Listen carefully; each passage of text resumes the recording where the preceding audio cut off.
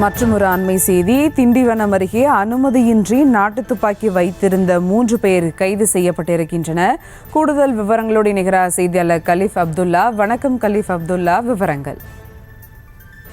வணக்கம் சுபா.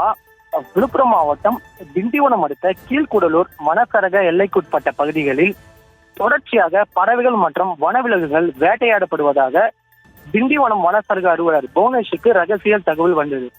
இதையடுத்து இன்று அந்த பகுதியில் வனத்துறையினர் மற்றும் போலீசார் ரோந்து சென்று கொண்டிருந்தனர். அப்போது அந்த பகுதியில் உள்ள அவர்களுக்கு சொந்தமான கொட்டாயில் நாட்டு துப்பாக்கியுடன் இருந்த 3 இளைஞர்களை சுற்றி வளைத்து பிடித்தனர். அவர்களை சோதனை செய்ததில் அவர்கள் திண்டிவனம் ஹவுசிங் போர்டு பகுதியைச் சேர்ந்த பிரகாஷ், தமிழரசன், ஜெமினி ஆகிய 3 நரிக்குற இளைஞர்களை கைது செய்து அவர்களிடம் இருந்து 3 நாட்டு துப்பாக்கி, 28 நாட்டு வெடிகுண்டு, 2 மோட்டார் சைக்கிள்கள், 8 கத்திகள், 2 கிலோ ஒயர்கள், வனவிலங்குகளுக்கு தரப்படும் பூச்சிக்கொல்லி மருந்துகள் மற்றும் பல்வேறு பொருட்களில் இருந்து கண்டுபிடிக்கப்பட்டது.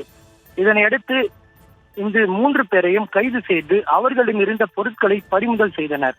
அவர்களை கைது செய்து நீதிமன்றத்தில் ஆஜர்படுத்தி தடை செய்யப்பட்ட நாட்டு வெடிகுண்டு மற்றும் 3 துப்பாக்கிகளை பறிமுதல் செய்த சம்பவம் அப்பகுதி மக்களிடையே பெரும் பரபரப்பை ஏற்படுத்தியது. சுபா,